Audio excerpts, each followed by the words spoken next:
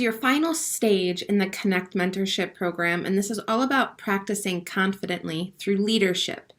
There is no point of evolving as a practitioner or as a person if you're not then going to switch gears and prepare to give back, to encourage others, to mentor others, and to be a leader. A leader not just in your profession, right? You don't have to lead the entire profession to consider yourself a leader. I'm talking about just being a leader in your general engagements.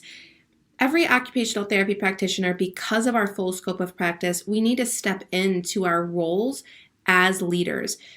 Being able to practice confidently is the first step. Being able to pour into future practitioners, fellow practitioners, students, that's the second step here, and that's what this is working towards. The end of this unit, you are going to step into and decide upon how you're going to give back. How are you going to lead? What is your next step? So part one, or phase one, is vision. Welcome to the last unit in the Connect Mentorship Program. Vision is a time where you can allow yourself to sit in who you want to be as an occupational therapy practitioner. Envisioning your future self allows you to set goals. Goals are crucial for success in our industry. Nobody is going to hold you accountable.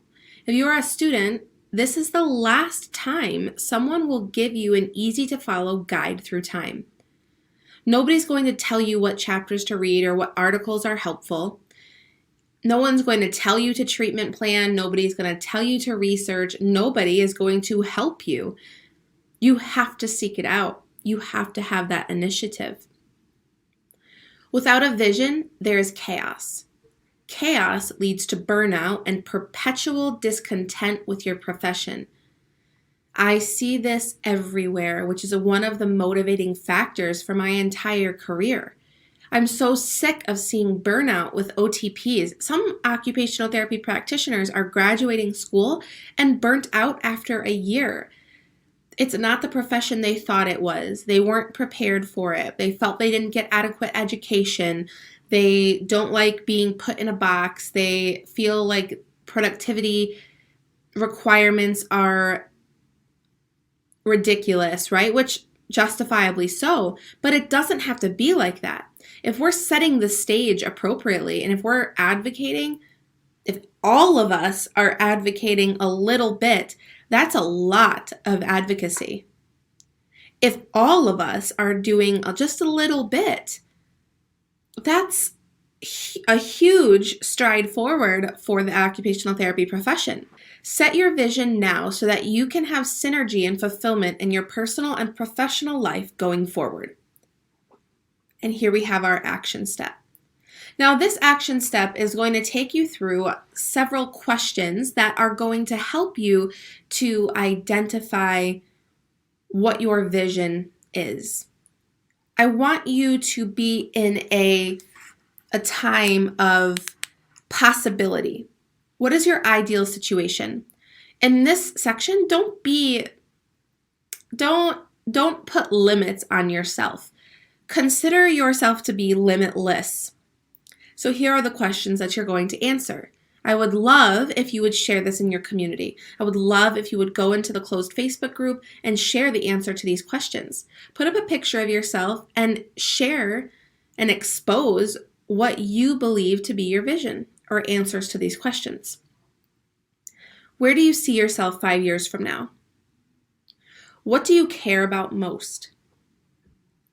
What are you working on that is making a profound difference for you and others? What gifts and talents are you currently using? What gifts and talents are currently not being utilized that you would like to put into operation? Do you have anything about yourself that you feel you're not leveraging? That there's just no place for it in your current path? What if there was? What if there was a place for you to be fully and 110% yourself, to use all of your strengths and all of the things that make you happy? What if there was a specific lane for you in the occupational therapy profession? I want you to consider that. What would you achieve if you were 10 times bolder? If you were 10 times bolder, what would you achieve? What does creating your vision mean for you? What do you want more of? What do you want less of? If you had only 1 year to live, how would you want to live it? That's a big one. Don't just do a cookie cutter answer. Really give it thought. If you only had 1 year to live, what would it consist of? Would it be me focused, like self-focused, or others focused? What would it look like for you? What would it incorporate? What theme consistently runs through your life? What do you want to leave for others? All of these questions are so important to consider as you build out the vision for your life. Once you've completed these questions, as you scroll through, this is the top of page 62, as you scroll through, you're going to look at your vision journal prompt. Create a timeline from this moment to 365 days from now. Who are you in 1 year? Draw your timeline like a highway. For every exit or goal, attach at least 3 mile markers to keep you on track. This sounds familiar, right? Long-term and short-term goals. This is a continuum. This is what you do and what you will do all of the time for patients, but you're going to do it for yourself over the course of 1 year. Where do you see yourself 365 days from now? You can print out this PDF by clicking this link here. Print this out, fill it in, write your mile markers next to each one of these. What are your goals? And what little goals do you need to accomplish to get there?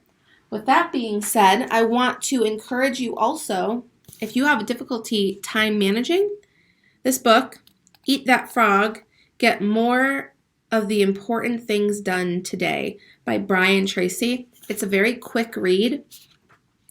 I found this book about 4 years ago at a thrift store for 10 cents.